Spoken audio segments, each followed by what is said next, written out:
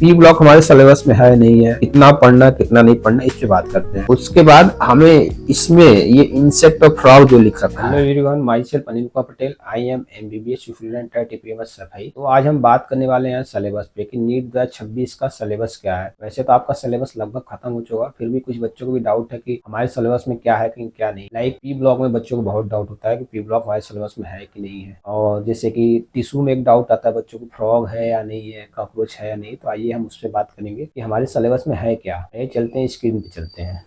तो गाइस आप देख रहे हैं ये नोटिस है, लगभग 8 जनवरी 2026 का है। तो आप ये देखेंगे कि लेटेस्ट जो सिलेबस है उसके हिसाब से इसको बनाया गया है। एनएनसी के हिसाब से जो भी सिलेबस गाइडलाइन दी गई है, अपडेटेड सिलेबस, उसमें इसकी बात की गई है। तो लगभग सिलेबस तो पिछले साल के ही लगभग सेम ही है, कुछ चेंजेस है, उस पर हम बात कर लेते हैं। तो फिजिक्स में तो देखो ये आप इसको पढ़ लेना, सेम है, सेम चैप्टर है। कुछ कुछ चैप्टर में कुछ कुछ चीजें हटी है, तो आप उसको अभी यहाँ देख लेना। मैं पीडीएफ टेलीग्राम पे डाल दूंगा, वहां आप देख लेना, ठीक है। ये हो गया फिजिक्स के लिए। हाँ, फिजिक्स में एक्सपेरिमेंटल स्किल आएंगे, उसमें वेनियल, कैलिपर, स्क्रू गेज, इसको आप अच्छे से पढ़ लेना। बाकी चीजें तो एक बार देख लेना, ना इंपॉर्टेंट नहीं होता, लेकिन फिर भी आपको देख लेना। बाकी आ गई केमिस्ट्री। केमिस्ट्री है, फिजिकल केमिस्ट्री में लगभग सेम पिछले साल का ही तरह है। आइए फिर हम बात करते हैं इनऑर्गेनिक। बेसिकली इनऑर्गेनिक बच्चों को डाउट होता है पी ब्लॉक। पी ब्लॉक हमारे सिलेबस में है नहीं है, कितना पढ़ना कितना नहीं पढ़ना इस पे बात करते हैं। तो पी ब्लॉक देखा जाए तो हमारे एनसीईआरटी में तो है ही नहीं। मतलब 11 देख लो, 12 देख लो, फर्स्ट सेकंड पार्ट कहीं भी देख लो, एनसीईआरटी में तो पी ब्लॉक दिया ही नहीं है। तो फिर भी एनटीए जो अपने सिलेबस में एनटीए ने पी ब्लॉक को दे रखा कि हमें पी ब्लॉक कितना पढ़ना है। 13 से लेके 18 ग्रुप जो होता है ना, वो होता है पी ब्लॉक का। उसमें हमें क्या पढ़ना है? उसमें हमें पढ़ना है जनरल इलेक्ट्रॉनिक कॉन्फ़िगरेशन पढ़ना है, और जनरल ट्रेंड जो होता है ना, केमिकल और फिजिकल प्रॉपर्टी जो होती है हर ग्रुप की, हमें उसको पढ़ना है बस, ठीक है। और उसके बाद एक चीज और पढ़ना है, फर्स्ट एलिमेंट। जो फर्स्ट एलिमेंट होता है जैसे boron, carbon, nitrogen, oxygen, fluorine, neon, ये है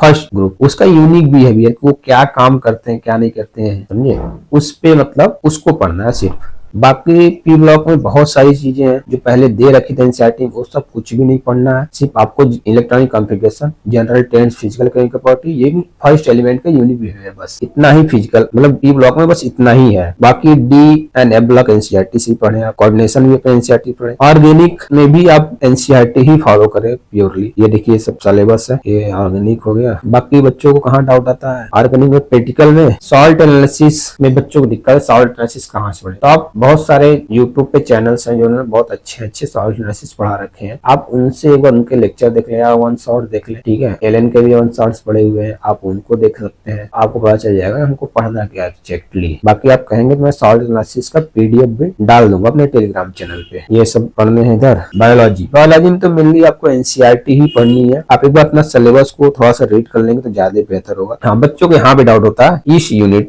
टिश्यू वाले चैप्टर में, मॉर्फोलॉजी एनाटॉमी तो है ही, चलो कोई नहीं। उसके बाद हमें इसमें ये इंसेक्ट और फ्रॉग जो लिख रखा है, इसमें कुछ नहीं, यहाँ बस कामा लगा दो। फ्रॉग तो अपने सिलेबस में, इंसेक्ट में कॉकरोच पढ़ना है, बाकी कुछ भी नहीं। बाकी ये जितने भी चीजें हैं, फिजियोलॉजी हो गए, ह्यूमन फिजियोलॉजी हो गए, रिप्रोडक्शन हो गए, लगभग सेम चीजें हैं। आप देख लेना, आपको सिलेबस एक बार पढ़ लेना, मैं अपने टेलीग्राम चैनल में डाल दूंगा। बाकी आपको कोई भी दिक्कत होता है, आपको कोई और डाउट है, आप कमेंट करना, मैं वीडियो बना दूंगा। Thank you guys so much.